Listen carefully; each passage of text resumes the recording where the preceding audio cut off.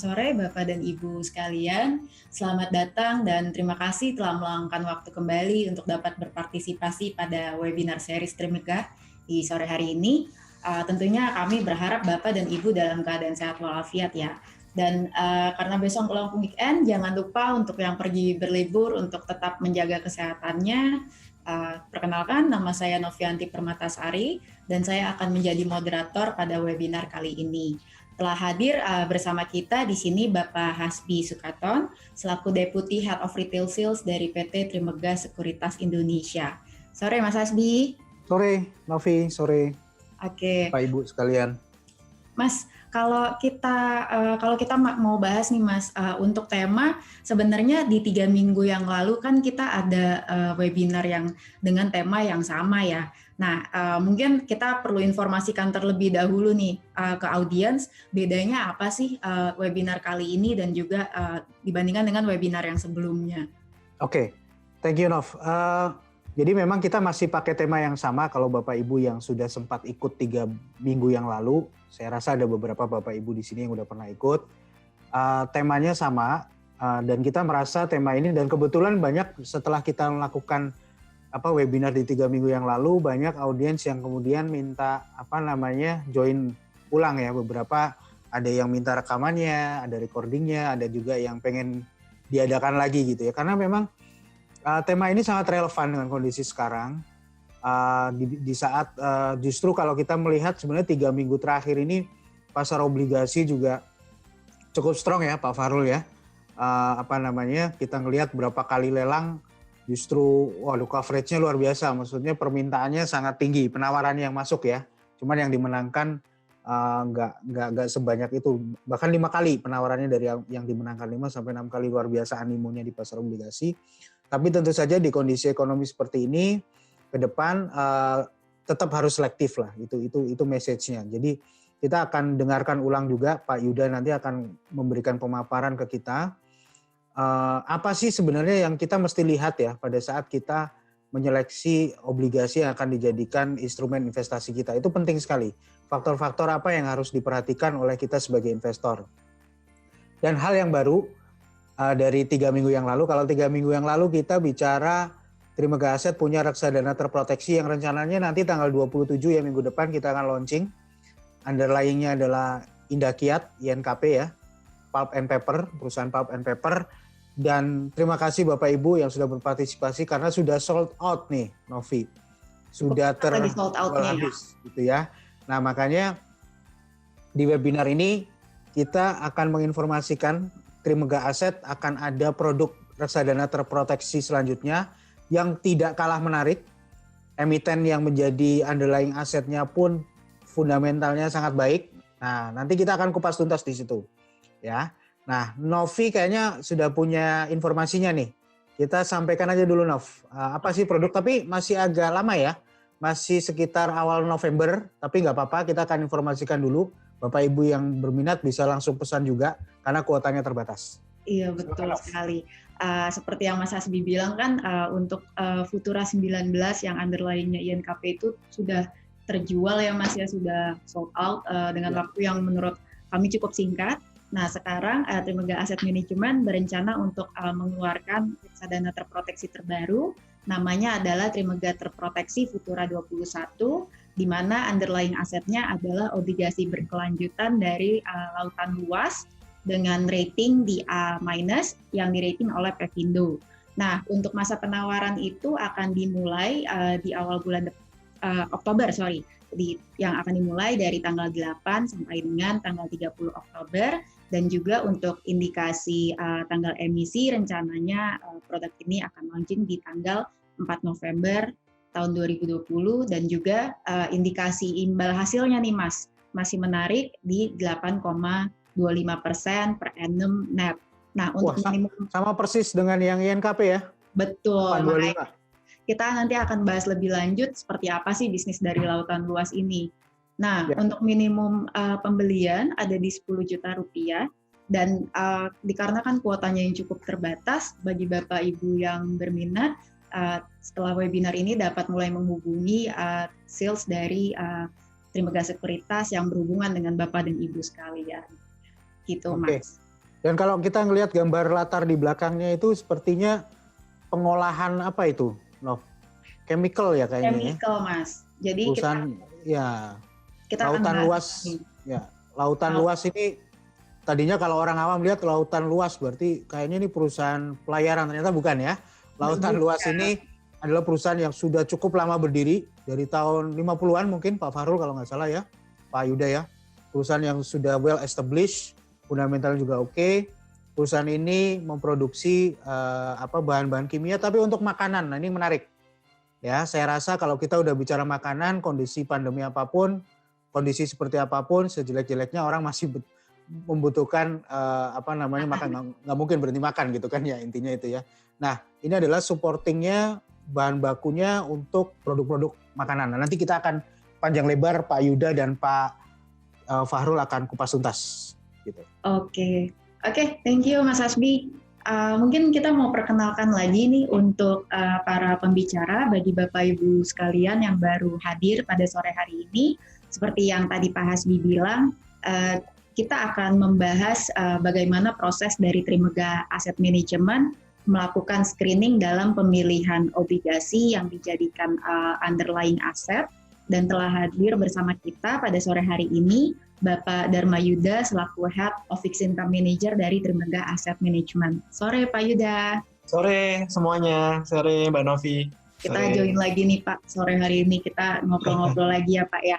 Iya nih. Kan di webinar yang sebelumnya kita akan bahas nih Pak dari proses screening yang dilakukan Trimegah Asset Management itu gimana. Nah mungkin nanti kita akan ulang lagi ya Pak untuk penjelasan dari Trimegah Asset Management itu melakukan proses screeningnya seperti apa, dan kita akan bahas kenapa sih Trimegah Asset Management tuh kali ini memilih lautan luas sebagai underlying asset gitu. Siap. Oke, nanti kita lanjut lagi ngobrol ya Pak. Ya, thank you Novi. Selain dari sisi cara Trimegah Asset Management melakukan screening obligasi, kita juga akan mendengarkan sisi dari makroekonomi dan juga prospek pasar surat utang ke depannya seperti apa. Nah, bersama kita juga telah hadir pula Pak Fahrul Fulvian selaku Head of Economic and Fixed Income dari PT Trimegah Sekuritas Indonesia. Sore, Pak Fahrul. Ya, halo, sore Mbak Novi. Sehat, Pak? Sehat, Mbak. Alhamdulillah, Mbak. Oke, nanti kita akan ngobrol-ngobrol ya Pak tentang prospek obligasi itu ke depannya seperti apa, dan juga apakah lautan luas ini adalah reksadana terproteksi yang tepat untuk para nasabah. Oke, baik Mbak. Nanti akan kita bahas ya. Oke, untuk mempersingkat waktu, mungkin saya persilahkan untuk Pak Yuda bisa menjelaskan tentang proses screening dari Trimegah Asset Management. Untuk waktu dan tempat, saya persilakan. Oke, thank you Mbak Novi. Oke, sip, thank you. Selamat sore semuanya. Mungkin tadi sekilas sudah disampaikan oleh Pak Hasbi maupun Mbak Novi bahwa ini pasar obligasi kita ini 3 minggu terakhir ini cukup bergairah ya. Karena ada berbagai faktor, salah satunya perkembangan dari vaksin, kedua juga flow keep coming ya ke emerging market, dan salah satunya Indonesia, dan beberapa data juga, data trade Indonesia juga cukup bagus. Itu salah satu berbagai faktor yang menyebabkan pasar obligasi kita cukup bergairah. Tetapi kita juga dalam hal ini kita akan membahas mungkin kalau yang tadi itu lebih ke obligasi negara, saat ini mungkin salah satu alternatif investasi yang cukup baik adalah obligasi korporasi. Mungkin slide berikutnya, next. Di Trimegah Asset Management kita melakukan universe screening ya untuk corporate bond untuk masuk ke dalam universe kita. Untuk masuk ke universe itu kita pertama melakukan filter kita filter terlebih dahulu dari sisi rating. Jadinya minimum untuk bisa masuk itu adalah single A. Akan tetapi ada beberapa bonds yang bisa masuk apabila ratingnya itu di bawah single A ketika kita melihat bahwa emiten atau obligasi tersebut memiliki track record, terus juga secara financial mereka kuat, dan secara industri mereka bisa dikatakan market leader di industrinya. Yang kedua adalah kita melihat juga bahwa owner dari perusahaan tersebut secara karakteristik dan juga secara track record seperti apa, dan kita melihat bahwa track record dari karakteristik dari owner itu memberikan poin yang lebih bagi kita untuk memilih obligasi atau underlying dalam pemilihan untuk bisa masuk ke bond universe kita. Terus kita juga nggak kalah lihat adalah likuiditas dari corporate bonds, karena dalam berinvestasi di corporate bond, salah satu faktor yang paling penting itu adalah faktor likuiditas. Karena kita ketahui bahwa secara average, likuiditas dari corporate bonds kita itu relatif masih di bawah dari government bonds. Jadi kita selalu melihat faktor likuiditas itu cukup penting dalam pemilihan obligasi korporasi. Yang sebelah kanan mungkin lebih ke money market, di mana kita memilih banks untuk bisa masuk ke money market universe kita. Kita lihat juga dari sisi rasio-rasio keuangan seperti CAR, seperti NPL, itu kita selalu assess, dan kita juga melihat total aset dari masing-masing bank tersebut untuk bisa masuk ke money market universe kita. Kita tuangkan semua itu ke dalam yang kita sebut risk evaluation memo atau kita singkat REM. Dalam REM ini kita akan jabarkan penilaian atau assessment kita secara kuantitatif maupun kualitatif, apakah suatu obligasi itu layak untuk masuk ke universe kita. Karena ketika obligasi itu sudah layak masuk ke universe kita, kita akan tetap monitor, dan itu juga akan kita gunakan secara berkala untuk pemilihan baik underlying untuk open end fund kita maupun dari capital protected fund kita atau reksadana terproteksi. Nah, REM ini akan kita submit apabila ada penambahan atau pengurangan dari obligasi untuk masuk ke bond universe. Nah, di dalam REM itu yang tadi sudah saya sampaikan adalah faktor-faktor yang kita assess secara kualitatif maupun kuantitatif. Contoh kuantitatif adalah simple, kita selalu lihat EBITDA coverage, kita selalu lihat debt to equity ratio-nya, kita selalu lihat juga rasio-rasio yang berkaitan dari kemampuan dari perusahaan itu untuk melunasi atau membayar kupon maupun prinsipal ketika nanti maturity. Dan kita selalu lihat juga adalah cash flow dari perusahaan tersebut, karena memang cash flow itu adalah faktor penting dalam kita mengakses suatu perusahaan untuk mampu bisa membayar atau melunasi kewajiban mereka dalam pembayaran bunga maupun prinsipal. Nah, yang nggak kalah penting juga adalah kita selalu assess faktor kualitatif, yaitu backup dari grupnya, karakteristik dari ownernya, track record dari ownernya, apakah ownernya itu pernah melakukan atau company-nya itu pernah gagal bayar dalam selama ini mengeluarkan obligasi atau melakukan pinjaman ke bank, apakah pernah gagal bayar, itu selalu kita assess, dan kita selalu juga melihat apakah suatu grup atau suatu emiten tersebut itu memiliki akses financing dari bank ataupun dari pasar modal. Karena semakin banyak akses financing, itu merupakan salah satu poin positif dalam kita melakukan atau memilih underlying obligasi untuk masuk ke bond universe kita. Sekarang kita masuk nih, kenapa kita melihat lautan luas ini sebagai salah satu emiten yang menarik dan masuk ke dalam bond universe kita.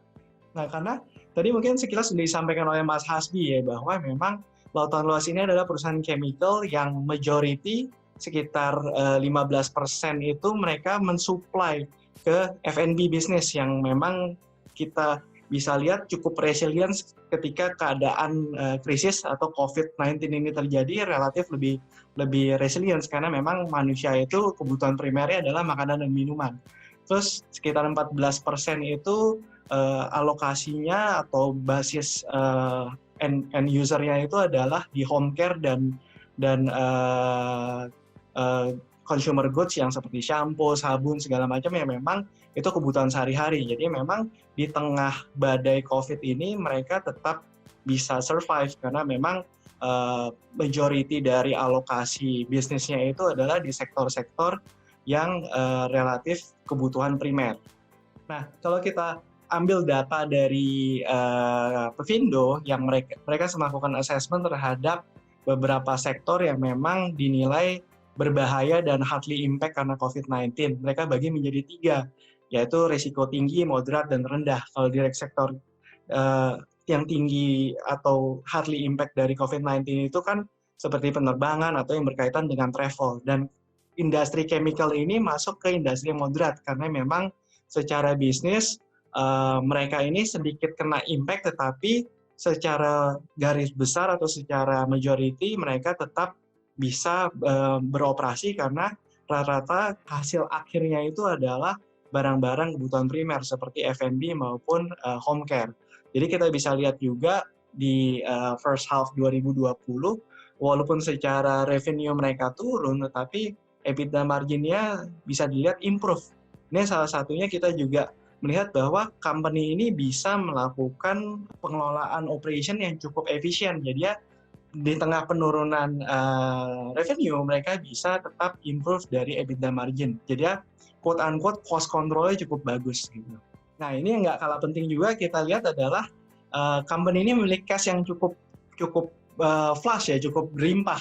Dan secara chart kita bisa lihat secara tahunan mereka selalu menjaga cash cukup tinggi, dan di tahun 2020 ini mereka karena mereka stop capex karena kondisi COVID, mereka tidak terlalu berani ekspansi, mereka build cash yang cukup tinggi untuk menjaga apabila ada kebutuhan. Nah, ini salah satu faktor penting juga yang kita lihat bahwa company yang bisa menjaga structure cash-nya, cash flow-nya bagus itu kita nilai bisa akan melunasi prinsipal maupun kupon. Terus juga di chart sebelah kanan, EBITDA marginnya terus improve. Ini salah satunya adalah efisiensi dan juga pengelolaan operation atau cost control yang cukup bagus. Dan ini kita melihat semakin baik EBITDA-nya, kita semakin believe bahwa company ini sehat secara financial untuk melunasi kewajiban-kewajibannya. Nah ini dari leverage ratio, relatif semuanya cukup bagus. Debt to EBITDA-nya, interest coverage-nya cukup tinggi di 3,77, net debt to EBITDA-nya juga relatif cukup bagus, terus total debt dibanding capital relatif juga cukup bagus. Jadi kita melihat secara holistik, company ini memiliki bisnis model yang sangat bagus, karena memang end client-nya, end user-nya itu adalah industri F&B maupun industri home care, yang memang di tengah COVID-19 ini kebutuhannya tetap tinggi, dan juga secara rasio keuangan, secara financial dan pengelolaan bisnisnya mereka cukup efisien. Dan yang nggak kalah penting adalah mungkin nanti bisa dijelaskan di slide-nya Pak Farul bahwa company ini memiliki akses financing yang cukup berlimpah ya bisa dikatakan. Jadi ya mereka sudah begitu lama beroperasi dan akses ke perbankannya mereka cukup besar dan cukup disupport oleh bank-bank besar juga. Jadinya kita melihat company ini sehat secara financial, dan dari segi bisnis model ini cukup resilience ya, terutama di tengah kondisi COVID-19 ini, karena ini industri chemical ini tergolong industri yang dikategorikan oleh Pevindo levelnya moderat. Jadinya secara bisnis kena impact tapi relatif bisa mengcover atau menjalankan bisnisnya dengan lebih stable ya dibandingkan industri-industri yang tadi sudah saya sampaikan hardly impact karena COVID-19. Mungkin itu aja penjelasan dari saya kembalikan ke Mbak Novi. Oke, thank you Pak Yuda. Mungkin sebelum ke Pak Fahrul, Pak Yuda, dari kemarin ada yang nanya sih Pak, EBITDA itu apa ya Pak ya? Sama dan margin. Mungkin biar kita sama-sama bisa nge-follow nih Pak. Oke.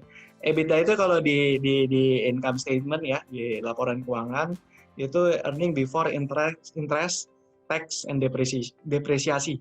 Jadinya itu uang yang bisa dipakai untuk membayar interest expense gitu. Jadinya itu merupakan salah satu tolak ukur untuk melihat apakah suatu company itu bisa membayar atau melunasi bunga-bunga dari kewajiban-kewajiban mereka. Seperti itu Pak Hasbi. Ya, karena ini unik kalau kita udah bicara bonds itu, saya sering dengarnya itu EBITDA Pak ya, bukan lebih ngelihat net profit ya, tapi betul. Atasnya dulu yang lebih atas. Betul. Karena di atasnya itu yang ntar akan mengurangin kan. Karena betul. Porsinya investor bonds itu adalah kita kupon payment itu di interest expense Pak Hasbi. Okay. Jadi kalau EBITDA-nya masih ada, masih tebal itu masih tercover tuh Pak. Kalau net profit itu udah di bawah kan. Mungkin ini dua dikotomi yang berbeda antara bond investor dan equity investor. Kalau equity investor itu kan lebih melihat growth kan. Kalau dari fixed income atau bond investor, kita lihat adalah dari EBITDA-nya atau sering kita bilang itu adalah cash flow-nya Pak. Gitu. Jadi kalau kalau EBITDA-nya nggak cukup untuk mengcover interest expense, berarti kan mereka tidak mampu nih untuk bayar kewajiban kupon atau kewajiban interest kepada bondholder gitu Pak. Oke. Gitu. Jadi Sedangkan mungkin kalau ada juga ya Pak perusahaan-perusahaan yang secara net profit mungkin nggak terlalu besar. Ya. Pertumbuhannya, tapi EBITDA-nya ini sehat banget nih gitu ya. betul. Itu bagi bondholder itu menarik gitu ya kurang lebih. Menarik, betul Ya, Pak. ya. Itu Pak Fahrul ya. Mungkin ada tambahan Pak Fahrul tuh. Biasanya Pak Fahrul juga kalau melihat EBITDA. Oh iya, kalau terkait EBITDA ini sebenarnya itu kayak gini Pak. Ini ibaratkan kalau Bapak Ibu ini semuanya nih berbisnis, kan misalnya kalau kita catat laporan keuangan itu Pak, kita catat penjualan belum dibayar. Itu kan sebenarnya kita bisa catat penjualan, udah jadi revenue, belum dibayar, tapi cash-nya kan belum ada Pak. Baru jadi receivable. Nah, yang EBITDA ini itu mencatat semua kegiatan-kegiatan operasional kita yang langsung jadi cash, Pak. Yes. Jadi proksinya itu kira-kira seperti itu. Kalau kita saham kan banyak juga kita lihat kan. Contohnya dalam beberapa tahun ini saham construction tuh. Sektor construction ini net profitnya naik, keuntungannya earnings-nya kencang, tapi cash flow-nya nggak ada. Nah, kira-kira kayak gitu tuh Pak. By proxy itu kalau saya lihat secara kas mungkin net profitnya kencang, tapi itu nggak terrefleksi di cash flow, jadinya EBITDA-nya nggak terlalu tinggi.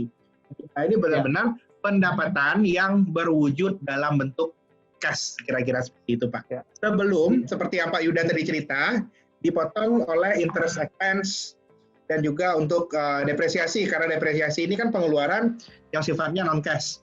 Kira-kira seperti itu. Jadinya kalau untuk bond investor, kita lihatlah EBITDA-nya. Bisa lihat banyak perusahaan, bottom line-nya nggak ada Pak. Bottom line tipis, tapi interest expense-nya bayar terus. Perusahaan-perusahaan seperti ini itu adalah perusahaan-perusahaan yang cocok untuk dibeli obligasinya, mungkin sahamnya masih tanda tanya karena earnings-nya nggak kelihatan. Kira-kira seperti itu Pak. Yang kita lihat ini adalah, nah itu bedanya kita untuk investasi saham dan obligasi. Kalau saham seperti Pak Yuda tadi ceritanya itu pertumbuhan, kalau kita obligasi itu fokusnya kemampuan bayar dan kestabilan. Stabil aja company-nya, kita sudah senang obligasi, karena yang kita cari dari obligasi itu adalah pembayaran kupon yang lancar, kira-kira seperti itu. Siap. Bisa bayar pokoknya, kira-kira. Ya. Jadi lebih jelas nih Nov. Iya nih Mas. Biar kita sudut pandangnya kita samakan dulu nih. Aku suka nih highlight-nya dari Pak Fahrul. Jadi kita harus bisa membedakan cara kita melihat prospek dari suatu company. Kalau kita berinvestasi di saham itu gimana, obligasi itu gimana. Kalau kita berinvestasi di saham berarti yang kita lihat itu kan lebih ke growth-nya ya. Tapi kalau di obligasi yang harus kita lihat itu kemampuan suatu company memanage dari cash flow-nya itu seperti apa. Apakah dia mampu membayar kupon atau enggak. Aku juga, ini nih Mas, menurut aku juga dari sisi Pak Yuda, Trimega Asset Management melakukan screening juga cukup lengkap ya. Trimega Asset Management melihat selain dari sisi rating, dari sisi sektor keuangan, dicek juga dari sisi background owner-nya itu siapa, grupnya itu siapa, akses kemudahan untuk bisa mendapatkan akses financing itu seperti apa. Jadi menurut aku cukup detail sih ya Mas Hasbi ya. Ya itu salah satu kenapa kita selalu confidence untuk mempropose ini ke klien juga, karena bagaimanapun kan keamanan itu nomor satu kalau mau investasi. Baru dari yang keamanan ini kita lihat dong yang potensi cuannya paling gede yang mana gitu kan. Jangan dibalik, cuannya dulu baru pikir keamanan atau malah keamanan nggak dipikirin gitu ya. Kurang lebih gitu sih. Oke. Lanjut aja, Nov. Selanjutnya Pak Fahrul ya tadi.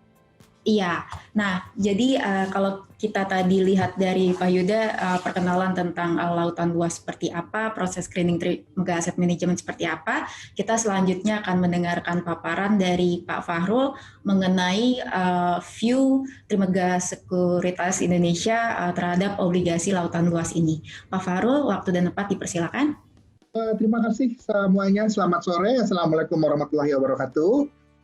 Kita akan bahas, kalau tadi banyak Pak Yuda itu cerita sisi investasinya, tapi kalau di sisi saya akan lebih banyak cerita ini makhluk apa sih ini lautan luas ini sebenarnya, ini perusahaannya apa, dari berdirikah, sudah berapa lama berdirikah, perusahaan yang baru kemarin atau perusahaan yang udah lama, lalu dia jualan apa aja, ya ini akan kita bahas di sini. Sebelum kita pergi ke sana, saya mau cerita dulu kondisi pasar saat ini. Kondisi pasar saat ini kita lihatnya itu, kalau kita lihat trennya itu, pensiun yield 10 tahun itu masih terus menurun. Yang menariknya itu rekan-rekan, kalau orang lihat itu kan biasanya bunga ini masih bisa turun lagi atau enggak suku bunga real. Suku bunga real Indonesia itu berapa sekarang? Kalau kita lihat 7 day reverse repo kita yang 4%, dikurangi dengan inflasi kita yang kemarin 1,5%, berarti itu masih ada selisih suku bunga real kita itu sekitar 3%, dan itu kalau kita lihat real interest rate-nya itu, dalam sejarahnya ini masih berada di atas, jauh di atas rata-rata. Jadinya kita lihat memang dengan adanya kondisi COVID ini, hal yang mesti kita antisipasi ke depan, bunga itu pelan-pelan akan terus turun. Dan baru saja siang ini, Bank Indonesia mempertahankan bunga acuannya dan menyatakan akan tetap akomodatif terhadap perekonomian Indonesia. BI tidak secara spesifik bilang kapan akan potong bunga, tapi dia menyatakan aksi selanjutnya dalam kebijakan moneter ini sangat tergantung dengan kondisi dan data-data yang ada di pasar. Jadinya kita lihat akhir tahun ini kita masih akan melihat ruang pemotongan suku bunga 25 basis poin lagi. Itu kira-kira akan membuat yield dan suku bunga, baik itu deposito, obligasi negara, ataupun obligasi korporasi akan cenderung turun. Nah, bagaimana terakhir kali itu kejadiannya, ini saya kumpulkan sampai Juli ya, yang data full bulan Agustusnya belum keluar. Hampir semua bank, ini saya kumpulkan dari bank-bank besar, tingkat suku bunga deposito itu turun terus, dan hampir sebagian besar bank bulan Juli kemarin itu menawarkan tingkat bunga deposito yang special rate. Jadi special rate, Pak Ibu-Ibu, biasanya kalau di atas 2 miliar baru ditawarin special rate ini. Dan special rate tertinggi itu udah lumayan turunnya dalam di banyak bank. Dan mungkin beberapa bank sekarang itu kalau kita lihat rate di counternya, rate di time depo di counter mungkin sudah 5% atau lebih rendah. Jadinya kita lihat dengan adanya tren penurunan ini, mau tidak mau juga investor itu harus mulai berpikir kalau yang sebagian besar uang yang sekarang deposito mesti dipindahkan ke instrumen yang yield-nya lebih tinggi. Kira-kira seperti itu yang kita lihat, karena trennya bunganya itu cenderung turun. Apa itu Lautan Luas? Lautan Luas itu adalah leading chemical company di Indonesia. Umurnya itu sudah 60 tahun. Dia itu didirikan tahun 1951. Namanya sebelumnya itu NV Lim Lee. Itu yang kita lihat tahun 1951. Pada awalnya dia itu adalah importir dari basic chemical, plastik, dan juga bahan-bahan chemical ini contohnya itu dipakai untuk batik dan juga itu untuk industri makanan. Dan merupakan perusahaan yang pertama kali membangun di Indonesia ini ya, kalau orang cerita manufaktur dan juga pemerintah itu mau menggeserkan manufaktur, Lautan Luas ini akan menjadi company yang mendapatkan benefitnya. Dan juga kalau kita lihat sejarahnya, Lautan Luas ini yang pertama kali membangun sulfuric acid manufacturing facility di Indonesia. Bisnisnya itu apa aja? Bisnis segmen dari Lautan Luas itu ada 3. Ini dari full year 2019 kemarin pendapatannya.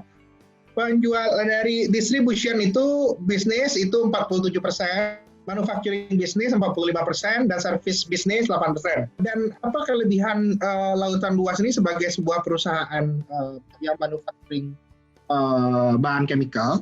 Lautan Luas itu tidak punya exposure yang terlalu besar di dalam satu industri, Bapak Ibu.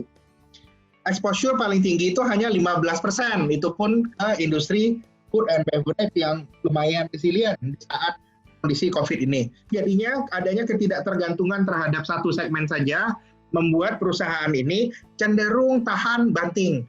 Dan kalau kita lihat dari tahun 1951, kalau kita ngobrol dengan bankir-bankir dari zaman dulu sampai sekarang, belum pernah ada kejadian grup ini terjadi gagal bayar. Begitu kira-kira. Bahkan pada di kondisi yang buruk sekalipun, Lautan Luas cenderung untuk menunaikan kewajibannya. Gitu kira-kira, kalau kita ngomong sejarahnya. Kalau distribution segment itu bagaimana? Distribution segment dari Lautan Luas ini menjual lebih dari 1.000 chemical product. Nah, ini agak sulit juga kalau kita mention, karena ini banyak dia menjual ke industri lainnya. Produknya Lautan Luas ini Bapak Ibu, kalau yang ada di rumah tangga, Mungkin kalau yang pernah lihat ini nggak? Apa namanya, Krimar? Krimar itu salah satu produk dari lautan luas. Krimar yang biasa kita jadikan sebagai pengganti santan, itu adalah salah satu produk dari lautan luas. Dan dari distribution revenue ini 47% dari total revenue. Biggest customer-nya adalah untuk distribution revenue itu personal and home care business, agriculture, animal feed, dan F&B. Kalau untuk manufacturing segment itu sebagian besar itu 25% itu adalah F&B. Dan dia itu jualan 10 manufacturing subsidiaries-nya itu ada di Indonesia. Klien-klien untuk manufacturing-nya ini dari chemical-nya itu kita lihat seperti Kao, Unilever, itu adalah klien dari lautan luas. Jadinya kita lihatnya itu, nah yang menarik itu dari manufacturing revenue ini, walaupun 2019 ini tahunnya agak berat, gross profit-nya itu masih lumayan naik dan gross margin-nya itu masih improve karena company ini belakangan menerapkan efisiensi sebagai hal yang penting untuk dilakukan. Nah, lalu juga lautan luas ini punya service segment dengan lautan luas Jasa Indo. Dia mempunyai business warehouse, transportation, freight forwarding, and water treatment teknologi. Tapi ini hanya 8% dari total revenue-nya. Nah, ini hanya nambahin aja dari presentasi yang diberikan oleh Yuda tadi. Pada dasarnya, revenue-nya lautan luas itu lumayan stabil dari tahun 2015 sampai sekarang, hanya ada sedikit lompat saja di tahun 2018. Bagusnya apa lautan luas ini? Dari tadi itu kan kita ngomong EBITDA. Tahun 2019 kemarin, kalau kita lihat perusahaan-perusahaan dari HSG, hampir semuanya itu mengalami kalau mau cari sales growth Bapak Ibu, di kondisi ekonomi dunia yang sulit, itu memang sulit. Ini pun kelihatan di lautan luas. Gross profit-nya mungkin pertumbuhannya 2019 itu pada turun, tapi kita lihat marginnya Bapak Ibu. EBITDA margin, gross profit margin di tahun 2019 itu terus meningkat. EBITDA margin itu tertinggi di 2019, dalam 10 tahun yang lalu ada EBITDA marginnya di 10%.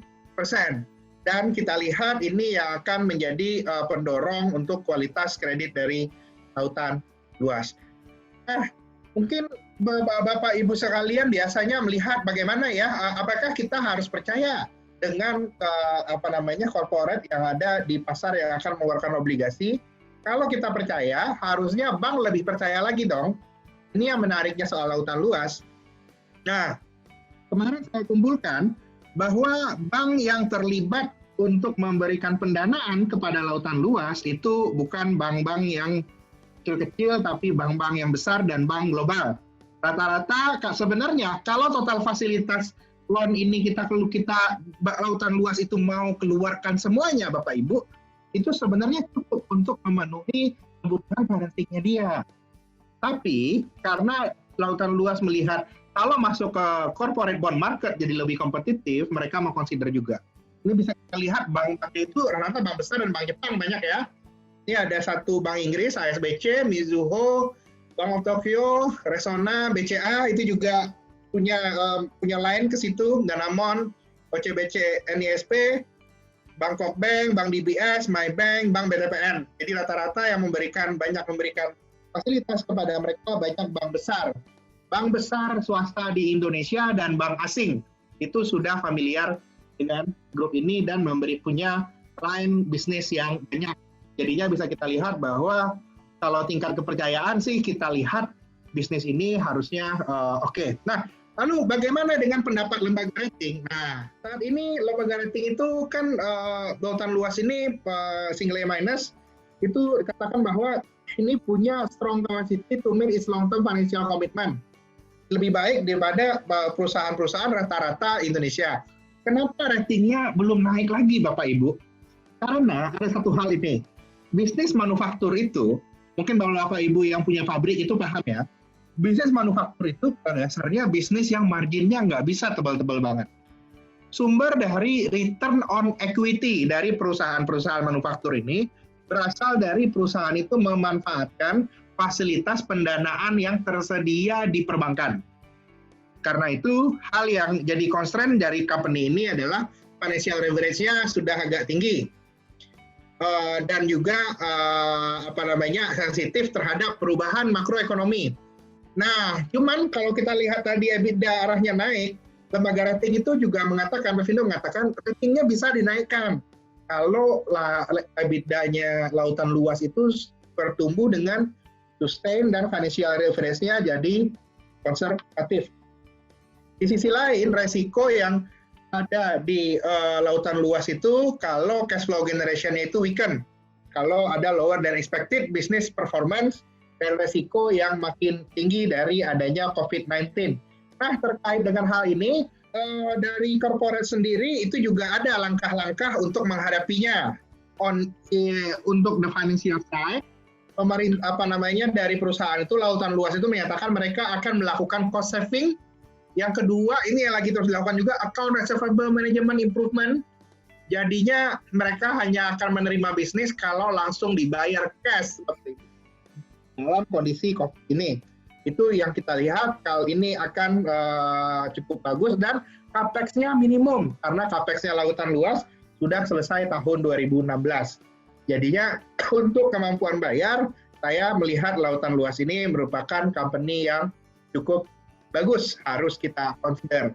Jangan lupa juga bahwa ke depannya bunga ini turun terus Bapak Ibu. Mungkin Bapak Ibu merasakan awal tahun, kalau kita beli obligasi negara atau deposito Bapak Ibu, mungkin masih bisa banyak yang nawar 7%. Sekarang 5%, 5% pun udah pakai nawar Bapak Ibu. Mungkin banyak deposito-deposito yang sudah tinggal 4,sekian%. Saya rasa ini harus menjadi hal yang kita pertimbangkan juga. Karena untuk portofolio obligasi kita harus punya yield improvement. Jangan lupa kita sekarang akan berada di era suku bunga rendah. Kira-kira itu saja paparan dari saya, semoga bermanfaat. Selamat sore. Thank you. Wah, Mas Hasbi, ini aku menemukan poin-poin yang cukup menarik dari lautan luas nih, Mas. Apa aja tuh, Ternyata dari bisnis modelnya cukup menarik, karena dari bisnis modelnya cukup berbeda-beda ya, terdiversifikasi, ada bisnis manufaktur, ada juga distribution, dan juga dari sisi sektor, itu juga walaupun bisnis chemical kan ada banyak. Nah, ternyata chemicalnya fokusnya itu ada di F&B dan juga ada di home care yang masih menjadi kebutuhan primer di tengah pandemi COVID ini. Ini yang menurut aku perlu juga kita highlight nih, Mas. Dan poinnya tadi ya Pak Farul, itu terdiversifikasi. Jadi buyer segmennya itu terdiversifikasi, itu hal yang paling penting sih. Jadi kalau dan track record-nya panjang Pak, ini bukan pemain lama Pak. Ini bukan pemain baru, ini pemain lama banget. Ya. Jadi rasanya kalau dia udah 60 tahun itu udah berbagai bentuk kejadian peristiwa ekonomi itu udah dia lewati ya Pak ya? Sudah dialami Pak, tahun 50 Pak. 60 tahun dari tahun 50 gitu kan? Iya benar. Ya, cuma ada satu pertanyaan nih mungkin ke Pak Yuda deh ya. Kita nggak apa-apa ya Q&A langsung Pak Yuda atau Pak Fahrul nanti saling berganti. Ini sebenarnya pertanyaan umum sih Pak dari investor gitu kan. Selalu kan kalau tadi udah dibahas lautan luas itu secara cash flow dia bagus ya. Tren EBITDA-nya terus naik. Terus sumber loan facility dari bank pun banyak sekali tadi ya. Kita lihat dari bank asing, bank di Indonesia gitu kan. Pertanyaannya adalah kok masih nerbitin bonds Pak gitu. Kalau memang loan facility-nya banyak, terus cash flow-nya bagus gitu. Mungkin Pak Yuda dulu yang bisa jawab di sini. Oke, ini pertanyaan yang sangat bagus sekali nih Mas Hasbi, karena memang banyak terutama investor-investor melihat, waduh ini kok loan facility-nya udah ada, cash flow-nya berlimpah, kenapa masih nerbitin obligasi. Nah, dalam suatu bisnis itu memang paling penting itu adalah ketika mereka bisa membuka akses financing. Jadi misalnya kalau mereka hanya rely on banking atau loan facility saja gitu, nanti next year ketika ekonomi ini setelah rebound balik, mereka let's say banking sektor kena hit ataupun ada peraturan baru yang mensyaratkan misalnya banking sektor kurangin tuh ke sektor chemical ya. Mereka tidak bisa ekspansi karena mereka tidak memiliki akses pendanaan. Nah, makanya semakin berkembangnya suatu negara dan suatu pasar modal yang makin maju, itu salah satunya digunakan oleh para pelaku bisnis untuk mencari pendanaan. Karena relatif pendanaan di pasar modal itu bisa lebih besar dan juga pricing-nya kadang-kadang lebih bagus dibandingkan dari pricing dari perbankan gitu. Jadinya salah satunya adalah kita makanya melihat bahwa company mana yang memiliki akses pendanaan yang lebih gampang dan sudah buka tuh jalur-jalurnya. Jadinya pendanaan dari banking, pendanaan dari capital market, kalau mereka udah semakin komplit, itu salah satu poin penting juga, terutama bagi bond investor, karena sewaktu-waktu mereka butuh untuk refinancing utang, untuk ekspansi, mereka easily untuk dapat pendanaan. Karena memang kalau perusahaan itu kan untuk semakin tumbuh, mereka nggak bisa hanya mengandalkan cash-nya sendiri gitu, atau laba ditahan. Jadi mereka butuh pendanaan. Dan semakin banyaknya akses pendanaan itu semakin bagus. Gitu. Makanya perusahaan-perusahaan besar itu rata-rata memiliki CFO atau direktur keuangan yang memiliki kemampuan untuk mencari pendanaan-pendanaan dari berbagai sektor dan pricing yang cukup bagus dan structure dan pricing yang cukup bagus. Itu salah satu poin penting, Mas Hasmi. Oke, jadi ternyata kalau kita udah ngomong bisnis, ngomong investasi itu yang paling bagus tuh semua didiversifikasi ya Pak ya? Betul, Jadi, betul. Buyer segmennya didiversifikasi, produk lini produknya juga didiversifikasi untuk manage risiko, termasuk juga financing gitu ya. Betul, betul. Kenapa ini lautan luas walaupun sudah punya sumber pendanaan yang kuat dari bank masih tetap menerbitkan obligasi, memang akses itu perlu. Betul.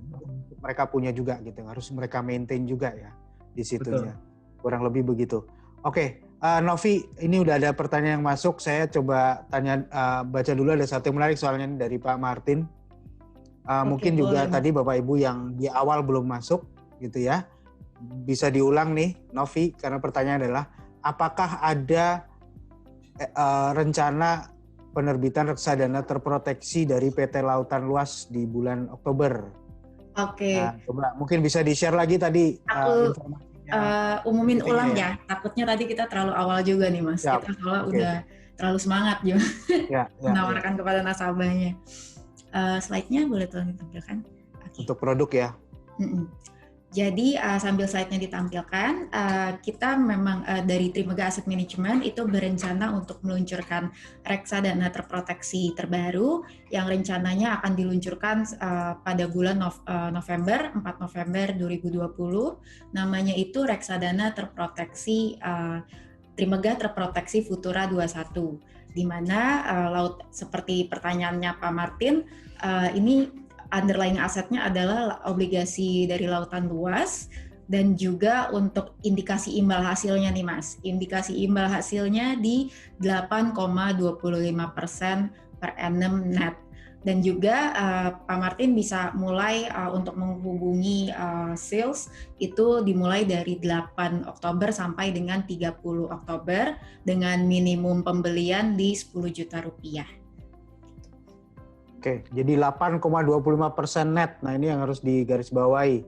Di kondisi suku bunga udah turun-turun begini, ini masih memberikan imbal hasil yang menarik sekali buat Pak Fahrul ya. Tadi udah diceritakan Pak Fahrul, arahnya suku bunga udah turun nih, udah nih. Kalau Pak Fahrul udah ngomong turun, suku bunga turun beneran pokoknya. Pak Fahrul itu futuristik soalnya kalau ngomong ya. Ya 825 sangat menarik ya. Yang kita tawarkan ini. Oke Nov, ini udah banyak pertanyaan, silakan dipilih-pilih untuk ditanyakan. Oke. Silakan Novi, udah mulai mungkin masuk. Pertanyaan dari Pak Muhammad Effendi, ini pertanyaannya untuk Mas Yuda ya berarti. Mas Yuda, ada pertanyaan, berapa banyak sih dana yang diharapkan lautan luas dari obligasi ini dan juga penggunaan dana ini akan digunakan untuk apa? Mas Yuda, silakan. Untuk obligasi ini mereka mengharapkan dana itu bisa masuk 300 miliar saja. Jadi ya, makanya itu tadi yang disampaikan bahwa ini sebenarnya butuh dananya nggak besar-besar banget karena mereka masih butuh akses financing gitu.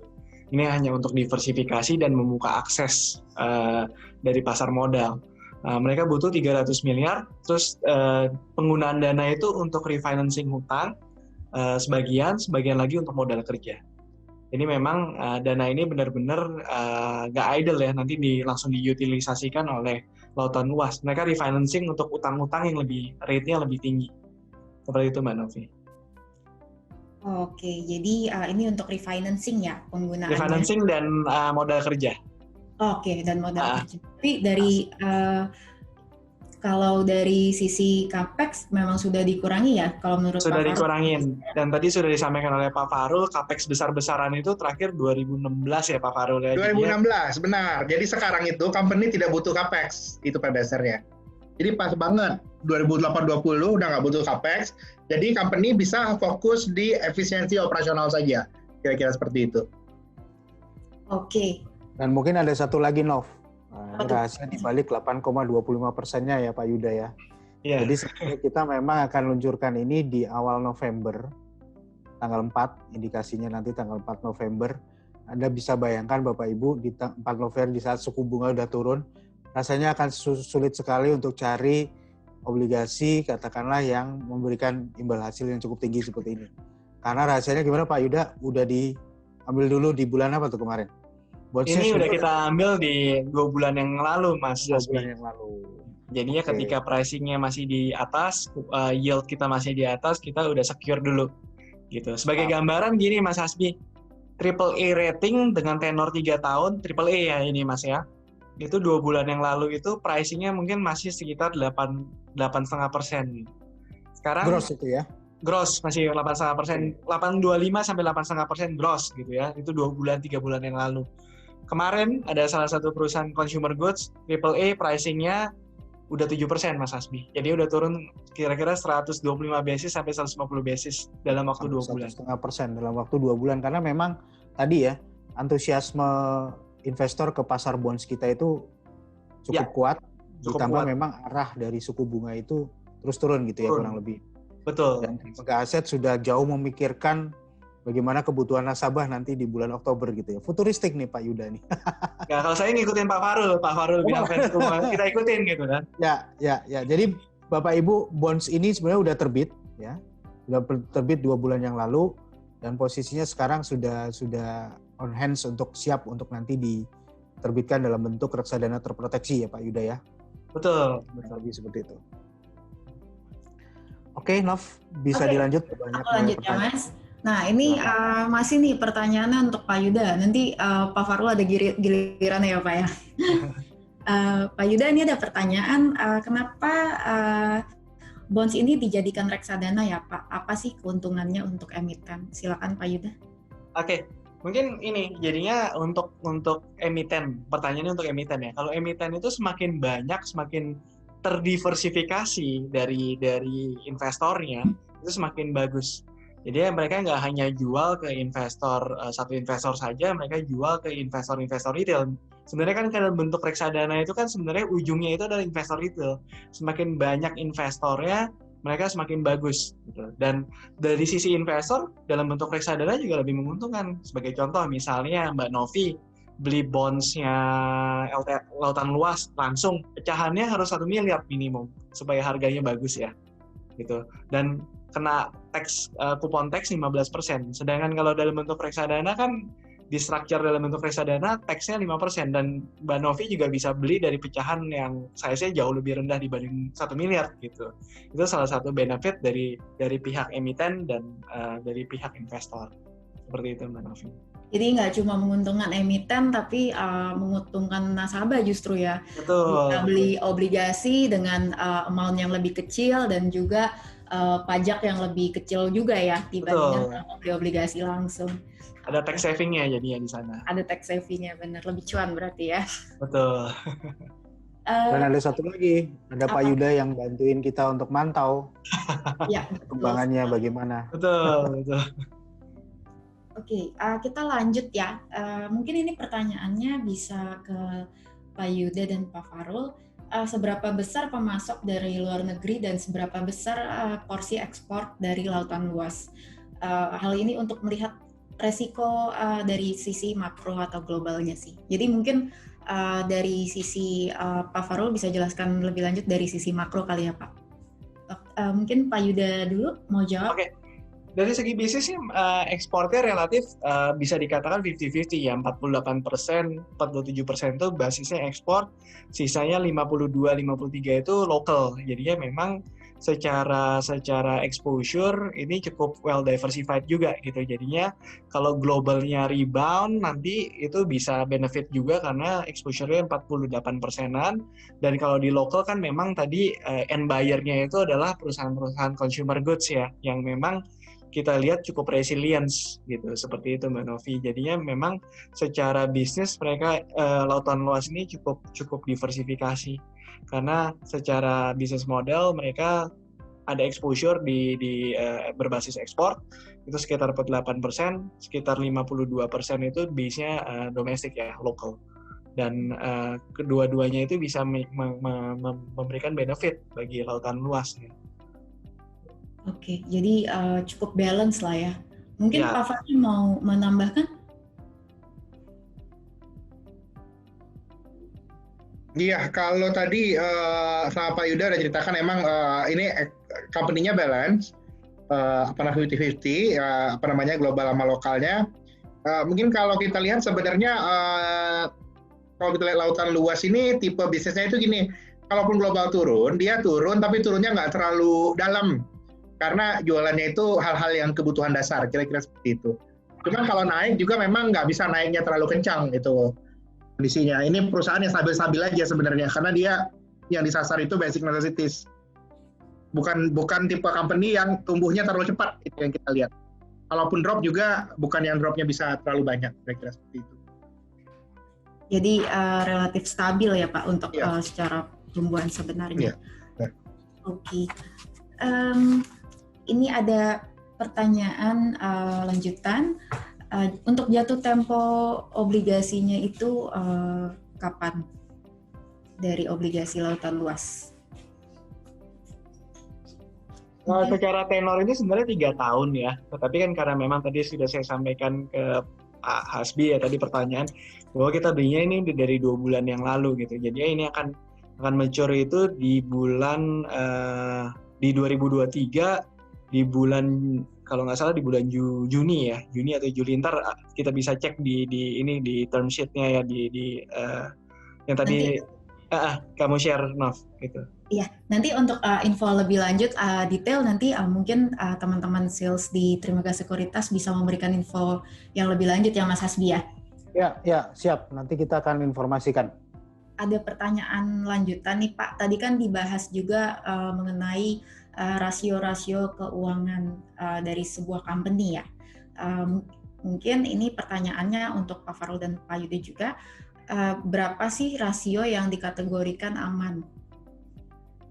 Silakan Pak Yuda. Kita selalu melihat ya EBITDA coverage ya, itu membandingkan antara EBITDA-nya dengan interest expense gitu. Jadinya seberapa besar cash flow yang bisa dipakai untuk mengcover biaya-biaya atau biaya bunga atau interest expense. Biasanya itu kalau kita lihat itu di atas 2,5 kali atau 3 kali itu cukup bagus gitu. Tetapi memang setiap bisnis itu cukup berbeda ya antara satu bisnis dengan bisnis lain. Tapi untuk sektor manufacturing, untuk sektor chemical yang memang ini dikategorikan bisnisnya tadi yang Pak Farul sampaikan adalah bisnisnya stable aja, saya rasa sebenarnya di bawah 3 aja udah cukup. Tapi lautan luas itu EBITDA coverage-nya cukup bagus sih, di atas 2,5, sekitar 3 lebih lah, seperti itu.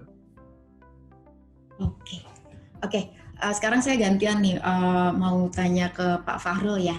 Pak Fahrul, kan kalau Pak Fahrul tadi sempat mention bahwa tren suku bunga ini kelihatannya masih akan rendah ya.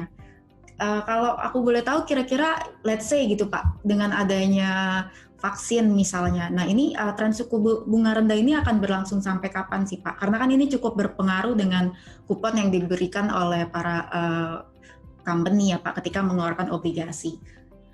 Dengan tren, ya, makasih pertanyaannya. Dengan tren sekarang, saya lihat suku bunga itu akan tetap rendah paling tidak sampai akhir tahun 2021. Kita baru bisa berpikir suku bunga baru akan naik 2022.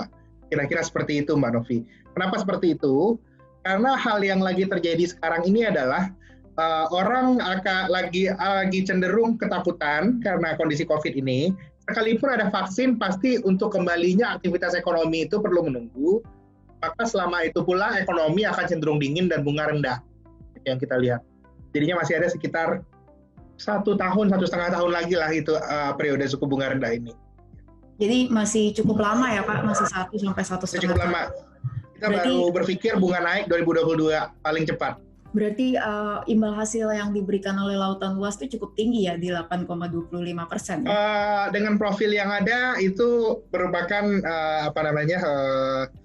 good offer, sangat very good offering, itu yang kita lihat. Ini for information aja, contohin aja, misalnya orang banyaknya juga nunggu obligasi negara, nunggu sukuk retail atau apa. Ini kemungkinan dengan turunnya lagi bunga acuan, BI rate-nya udah 4%, bukan nggak mungkin sukuk retail itu nanti tawarnya sudah tinggal 6% aja. Jadinya ya 6% itu gross loh. Kalau kita kan 8,25 net ya. Iya, betul. Ya, sudah net. Itu apalagi ya, jadinya bedanya udah makin jauh sih. Jadinya harus dikonsider kita punya instrumen seperti ini, kira-kira gitu. Aku mau tanya ke Pak Fahrul lagi nih, gantian. Kalau dari menurut pandangan Bapak kan sisi rupiah juga cukup fluktuatif ya Pak. Nah, bagaimana dampak rupiah ini terhadap obligasi lautan luas menurut Pak Fahrul? Ya, kita lihat sebenarnya ada sedikit resiko cash flow sebenarnya kalau rupiahnya melemah terlalu jauh, tapi saya lihat ini bukan resiko material untuk di tahun ini. Itu yang kita lihat. Karena kalau kita lihat dari lautan luasnya sendiri, kalau kita ngobrol, mereka juga sudah melakukan hedging. Oke, sudah melakukan hedging ya. Berarti mungkin bisa dijelasin dikit Pak, hedging itu maksudnya kayak gimana ya? Hedging itu kita bisa settle untuk beberapa transaksi kita, baik itu pembelian atau penjualan, di nilai dolar yang tertentu. Nilai tukar dolar yang tertentu, sudah dipastikan dulu ya. Jadi ketika USD, let's say, naik, harusnya menguat, harusnya lautan luas masih aman lah ya Pak? Exposure-nya bisa ketahan, kira-kira seperti itu. Oke, thank you Pak Fahrul. Oke, sama-sama. Mungkin ada pertanyaan lagi nih buat Pak Yuda dari Pak Muhammad Effendi. Nah, dari sisi working capital, ada pertanyaan apakah working capital dari lautan luas tersebut tidak bisa disupport dari operating cash flow-nya? Silakan Pak Yuda. Oke, kalau kita lihat secara cash-nya yang terus tumbuh sih sebenarnya itu bisa disupport ya, tetapi memang tadi kalau saya sudah sampaikan bahwa memang sekarang ini company memanfaatkan momentum ketika penurunan suku bunga, jadi mereka mau refinancing utang-utangnya yang jatuh tempo dengan rate yang sebelumnya lebih tinggi. Saat ini mereka bisa refinancing dengan rate yang lebih murah gitu, dan salah satunya mereka juga mau buka akses pendanaan dari pasar modal karena mungkin secara company mereka view bahwa tahun depan ekonomi udah mulai rebound, jadi mereka butuh modal kerja yang lebih besar. Jadi ketika tahun ini mereka udah issue bonds, tahun depan mereka juga bisa issue bonds lagi, karena kan memang kalau ada istilah juga di pasar modal tak kenal maka tak sayang ya, kalau company itu baru mau issue bonds ketika mereka butuh investor-investor baik manajer investasi, asuransi, ataupun investor-investor itu kan, wah siapa ini company-nya? Ntar dulu lah, kita lihat dulu. Kalau mereka udah buka dari sekarang, akan lebih mudah bagi mereka untuk nanti mencari pendanaan melalui pasar modal. Jadi salah satunya seperti itu, makanya selalu saya bilang adalah CFO yang baik itu adalah CFO yang bisa mencari pendanaan dengan berbagai sektor gitu, dari sisi banking maupun sisi pasar modal, dan dengan structure dan pricing yang cukup bagus. Seperti itu, Mbak Novi. Oke. Terus ada pertanyaan lanjutan nih Pak. Nah ini mungkin bisa buat Pak Fahrul dan juga Pak Yuda ya. Saham lautan luas kok masih di 438. Nah mungkin kita di sini highlight lagi nih perbedaan di saham dan juga obligasi. Nah mungkin kita highlight lagi aja ya. Oke.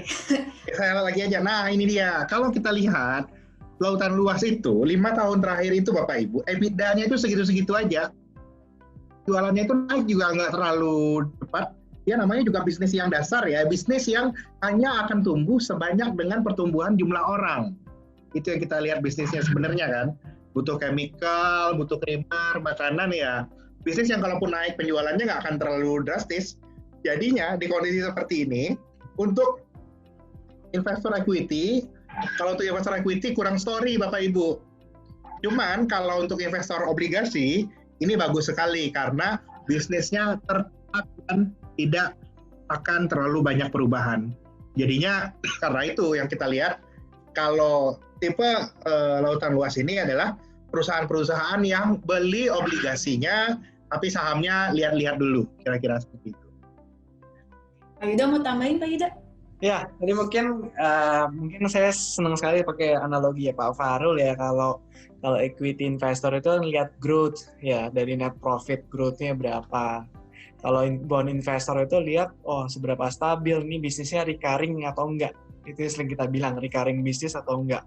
Nah, bisnis dari chemical yang nantinya end buyer-nya itu adalah consumer goods itu akan tumbuh seiring dengan pertumbuhan jumlah penduduk atau pertumbuhan ekonomi gitu. Tetapi relatif mungkin di bawah pertumbuhan ekonomi karena secara bisnis mereka nggak bisa growth tiba-tiba, tetapi kondisi pandemi juga mereka nggak bisa drop juga secara signifikan karena memang semuanya itu basic needs ya, basic goods.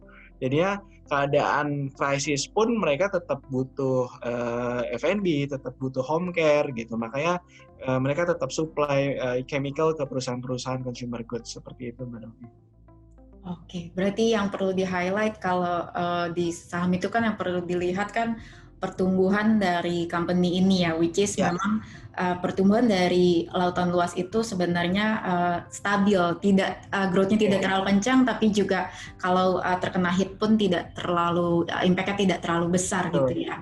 Oke, jadi itu mungkin yang perlu di-highlight. Kalau untuk obligasi itu yang perlu dilihat itu cash flow-nya ya Pak Yuda ya, kemampuan perusahaan untuk membayar kupon. Sama bisnisnya recurring kalau kita sering bilang. Jadinya cash flow penerimaannya itu bisa dikatakan pasti gitu. Jadinya itu salah satu poin penting juga dalam pemilihan underlying seperti itu, Mbak. Oke. Nah, mungkin ini ada pertanyaan yang sebenarnya menjadi pertanyaan beberapa nasabah juga. Seberapa yakin perusahaan ini mampu memberikan imbal hasil sesuai harapan bila resesi di ekonomi di Indonesia itu terjadi? Oke, kalau ngomong resesi mungkin Pak Farul ntar bisa tambahkan, saya rasa sih sudah terjadi gitu lah. Tetapi saya lihat adalah resesi itu udah kejadian kemarin gitu. Kejadian kemarin data-datanya seperti yang tadi kita jabarkan masih oke.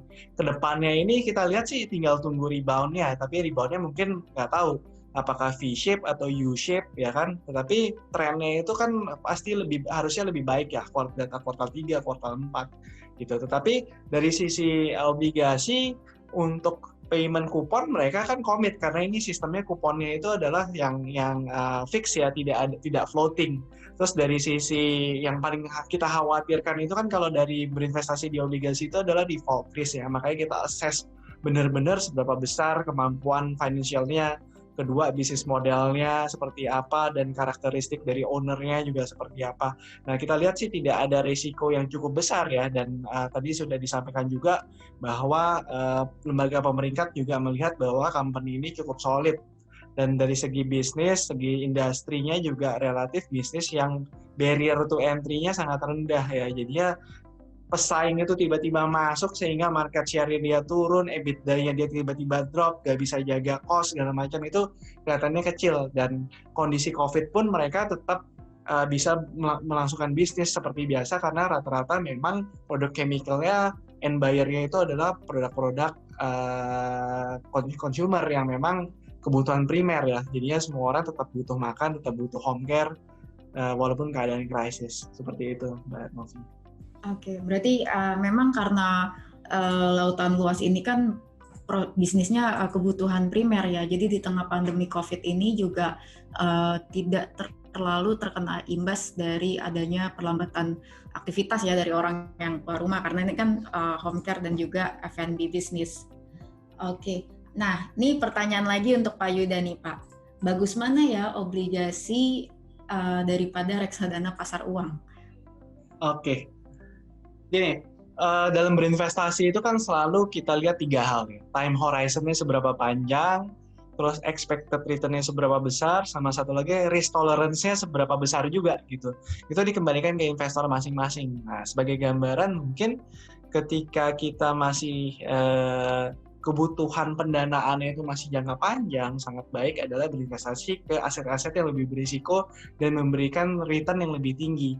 Jadi dalam konteks ini saya rasa kalau memang Bapak tidak butuh uang dalam waktu jangka panjang dan memang uangnya itu dalam 3 tahun atau 4 tahun ke depan itu tidak butuh untuk dicairkan sewaktu-waktu, walaupun kita ada window redemption, saya rasa dapat 8,25% net itu sangat bagus karena ke depan tren suku bunga akan turun. Sedangkan rata-rata sekarang money market fund itu return-nya itu, yield-nya itu sekitar 4,5% sampai 5% net ya rata-rata. Dan itu seiring dengan penurunan suku bunga itu akan turun terus karena structure dari reksadana pasar uang itu kan adalah mereka bisa lock-nya itu hanya obligasi yang kurang dari 1 tahun, sedangkan pricing dari time deposit itu tadi yang sudah disampaikan oleh Pak Fahrul ada data-datanya dari bulan awal tahun sampai bulan Juli itu trennya terus turun, dan ini kalau suku bunga Bank Indonesia terus turun dan sampai tahun depan terus turun itu pasti akan di-adjust lebih cepat gitu. Sedangkan kalau beli CPF ini kan di lock 3 tahun. Nah, return-nya juga di lock 8,25 gitu, nggak mungkin turun. Seperti itu Mbak Novi. Dan seperti yang tadi Pak Fahrul bilang, sepertinya tren suku bunga rendah ini masih akan berlangsung setidaknya 1 sampai 1,5 tahun lagi ya. Ya. Sehingga harusnya kalau nanti perusahaan mengeluarkan obligasi juga harusnya kuponnya juga cenderung turun ya Mas Yuda ya? Ya, seperti itu. Tadi sebagai contoh, AAA rating 3 bulan yang lalu pricing-nya masih di 8,25% gross. Ini baru pricing 2 hari yang lalu, AAA rating 7%, tenor 3 tahun. Jadi ya udah turun sekitar 125 basis dalam waktu 2,5 bulan, gitu Mbak Novi. Oke, thank you Pak. Nah ini ada pertanyaan terkait lautan luas lagi. Sudah berapa kali lautan luas ini mengeluarkan obligasi? 3 kali ya, ada 3-4 kali, cuman nanti datanya kita bisa cek sih. Memang secara bisnis model mereka bukan seperti perusahaan multi finance yang setiap tahun itu harus mengeluarkan obligasi, karena memang bisnis modelnya itu pendanaan itu dari obligasi atau dari banking sektor ya. Tetapi ini bisnis modelnya itu tidak membutuhkan mereka untuk issue bond setiap tahun gitu. Tetapi seingat saya itu udah 3-4 kali ya lautan luas. Tapi nanti saya cek lagi datanya.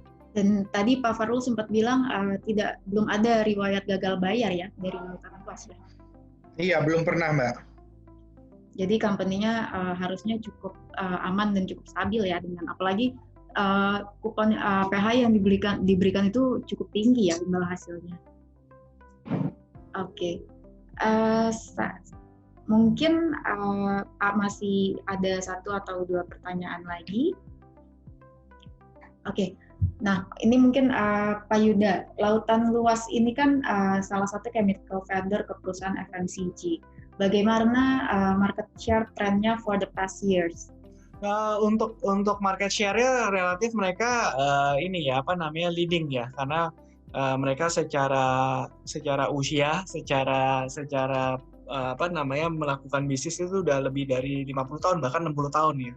Terus kedua, kalau dilihat dari produk-produk turunan dan variasi produknya itu cukup diverse, dan dari segi output mereka juga cukup bagus. Trennya sih saya lihat mereka akan tetap menjadi leading industry ya, karena tadi yang sudah disampaikan Pak Fahrul, mereka juga udah capex cukup besar untuk pembangunan pabrik itu di 2016 sehingga kapasitas produksinya itu terus bisa ditingkatkan. Jadi as long as ada demand, quality produknya tetap terjaga, dan nama besar mereka saya rasa juga ke depannya market share mereka akan tetap terjaga. Dan satu lagi yang nggak kalah penting adalah ini bisnis model yang barrier to entry-nya nggak gampang gitu. Jadinya harusnya pesaing atau pemain baru itu tidak segampang itu untuk bisa masuk ke bisnis model seperti ini. Seperti itu Mbak Novi. Oke. Ini nggak terasa waktunya ternyata udah mau habis ya. mungkin aku punya pertanyaan terakhir baik untuk Pak Yuda maupun Pak Fahrul. Jadi kan kalau kita lihat obligasi korporasi itu tidak terlepas dari yang namanya resiko ya. Jadi saya mau tanya view dari Pak Yuda dan juga Pak Fahrul, kira-kira faktor resiko apa saja nih yang dapat menjadi perlu diperhatikan lah oleh investor kira-kira dalam 3 tahun ke depan, dan kira-kira bagaimana sih Lautan Luas mengantisipasi resiko yang ada? Silakan Pak Yuda dan Pak Fahrul.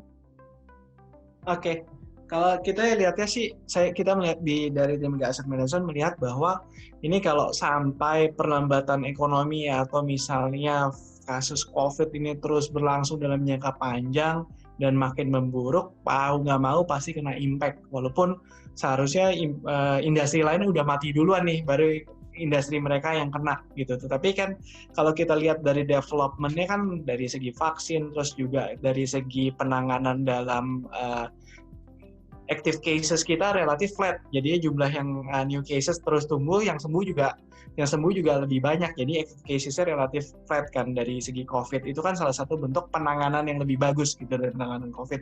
Saya rasa sih ke depannya harusnya lebih baik, ekonomi udah mulai rebound, tapi kita belum tahu rebound-nya itu V-shape atau U-shape ya. Nah itu saya rasa faktornya memang harus diperhatikan.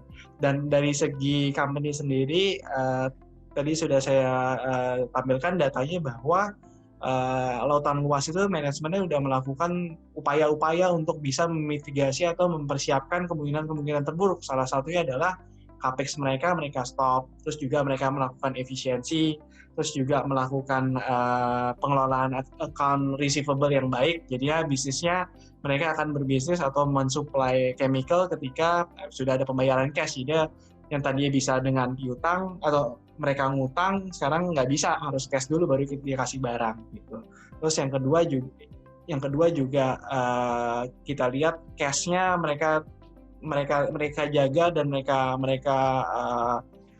tetap maintain cash, bahkan ditambahkan cash-nya untuk berjaga-jaga ketika ada kebutuhan untuk membayar kewajiban baik jangka panjang maupun jangka pendek.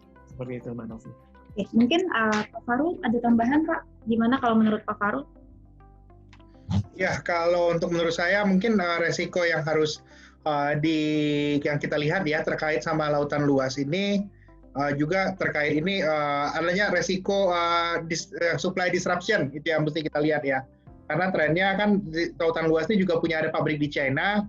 Apakah dengan adanya tren supply disruption yang lagi kejadian sekarang ini dan juga COVID ini mengharuskan si Lautan Luas ini keluar dari China atau tidak? Itu yang kita lihat. Tapi sejauh yang saya lihat sih harusnya tidak ada urgensi ya, karena yang di China itu hanya sebagian kecil dari supply chain-nya mereka. Bagian besar masih di Indonesia, kira-kira seperti itu. I see. Oke. Jadi harusnya kalau dari paparan tadi saya lihat juga harusnya kelihatannya manajemen sudah melakukan antisipasi ya di tengah pandemi COVID ini. Oke. Untuk Mbak Novi, sorry saya interupsi tadi untuk menjawab pertanyaan sudah berapa kali issuance dari Lautan Luas. Saya sudah ada datanya, ini kali ketiga, jadi sudah 3 kali mereka issue bonds. Oke, sudah ketiga kali berarti ya. Sudah nggak kerasa kita ngobrol-ngobrol cukup seru. Ternyata waktunya sudah mau habis ya. Kita sudah berada di penghujung acara. Thank you Pak Yuda, Pak Fahrul untuk paparannya yang cukup jelas ya dari sisi pemilihan obligasi, prospek obligasi ke depannya gimana, dan juga prospek dari Lautan Luas ini seperti apa. Nah, mungkin untuk Mas Hasbi mau ada tambahan nih Mas, kira-kira Mas? Oke. Saya rasa tadi sudah dipaparkan dengan sangat detail ya oleh Pak Fahrul dan Pak Yuda. Saya mungkin hanya menyampaikan saja bahwa Bapak Ibu kita rencana akan luncurkan ini di awal November, jadi udah mulai aja untuk atur cash flow juga gitu ya, dan segera untuk lakukan pemesanan karena saya rasa ini kita terbitkan di saat yang sangat tepat ya, di saat suku bunga sudah turun. Satu hal adalah yang perlu kita tekankan, Trimegah Asset Management dan Trimegah Sekuritas dalam hal ini sebagai apart dalam kita memberikan offering kepada nasabah, tentu saja sudah melalui proses screening dan analisa yang cukup mendalam ya. Jadi pertama saya ulang lagi, keamanan itu berada di posisi yang pertama, dan berikutnya baru dari yang opportunity atau peluang cuannya lah istilahnya ya, peluang keuntungannya itu yang dilihat di situ. Oke, segera saja Bapak Ibu menghubungi sales Bapak Ibu sekalian. Waktu masih lama tapi kuota terbatas. Mohon maaf, memang tadi sudah disebutkan kan 300 miliar itu keseluruhan bonds-nya. Nah, untuk reksadana ini kan nggak semuanya kita ambil juga, kan ada yang pegang juga di market dan segala macam. Jadi kuotanya cukup terbatas, segera saja lakukan pemesanan. Itu saja sih konklusi dari saya. Oke. Konklusinya jualan banget ya. Mas, imbal hasilnya cukup bagus di 8,5 ya. Oke, thank you Mas Hasbi. Oke, nggak terasa kan kita sudah berada di puncak acara. Saya mengucapkan terima kasih sekali lagi kepada Pak Yuda, Pak Fahrul, dan juga Pak Hasbi. Nah, sebelum saya menutup webinar sore hari ini, bagi Bapak dan Ibu yang berminat untuk melakukan pemesanan Futura 21 dapat mengisi form minat yang terdapat pada link yang saat ini kami tampilkan. Jadi Bapak dan Ibu dapat mengakses di bit.ly trimforminat 21. Dan kita ingatkan lagi bahwa kuota dari Lautan Luas ini cukup terbatas dan juga imbal hasilnya cukup menarik, jadi jangan lupa untuk melakukan pemesanan dengan segera. Kami mengucapkan juga terima kasih banyak kepada Bapak dan Ibu sekalian yang telah mengikuti kembali Trimegah Webinar Series pada hari ini. Dan juga kami harap bahwa paparan dan diskusi pada hari ini dapat memberikan manfaat kepada Bapak dan Ibu sekalian. Kami mohon maaf apabila terdapat kekurangan dalam penyelenggaraan webinar ini. Kami harap Bapak dan Ibu dapat kembali hadir pada webinar series Trimegah yang berikutnya. Dan juga untuk besok, Bapak dan Ibu yang ingin berlibur, stay healthy and safe. Terima kasih dan selamat sore.